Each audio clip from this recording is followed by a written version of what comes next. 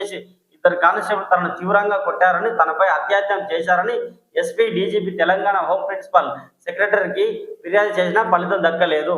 దీంతో తనకు న్యాయం చేయాలని కోరుతూ హైకోర్టును ఆశ్రయించి రిట్ పిటిషన్ చేసినట్లు బాధితుడు బాలరాజు తెలిపారు. విచారణ జరిగిన 2 వారాలుగా నివేదిక ఇవ్వాలని ఎస్పీని హైకోర్టు ఆదేశించినట్లు బాధితుడు తెలిపారు. ఒక్కసారి ఈ కొల్లాపూర్ పోలీస్ స్టేషన్కి వెళ్ళండి.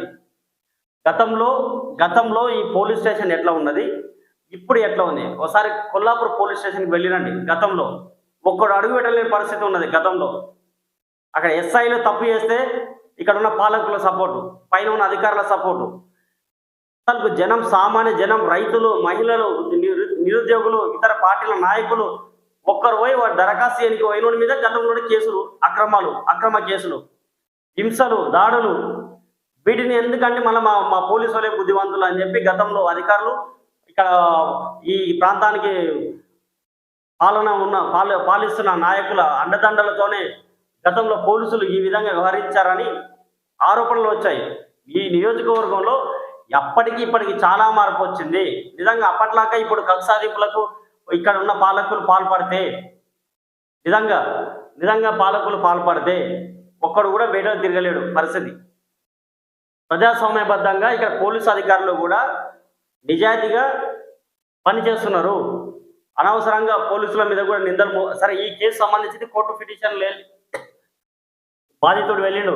సరే, ఇక్కడ కోర్టు పరిధి కాబట్టి కోర్టు ఏమన్నా జరగవచ్చు. కానీ ఈ రాజకీయంగా లబ్ధి కోసం కొంతమంది కావాలని గేమ్ ఆడి అనవసరంగా పోలీసు అధికారులను భద్రం చేయడానికి చూస్తే సహించమని కూడా ఇక్కడ ఉన్న కొందరు మేధావులు కూడా చెప్తున్నారు.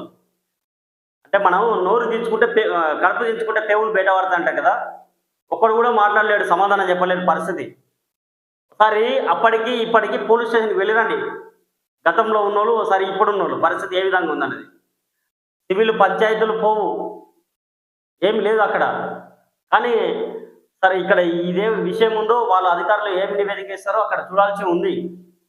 కానీ నేను కొంతమంది యువత కూడా చెప్తున్నా, కొందరు కల్పిత వీడియోలు, ఫేక్ న్యూస్ను ఒకరి మనోభావాలు దెబ్బతీసే విధంగా, కొందరు పార్టీలకు అనుకూలంగా ఉండేలా కొందరు కావాల్సుకొని సోషల్ మీడియాలో పోస్టులు వేస్తుంటారు.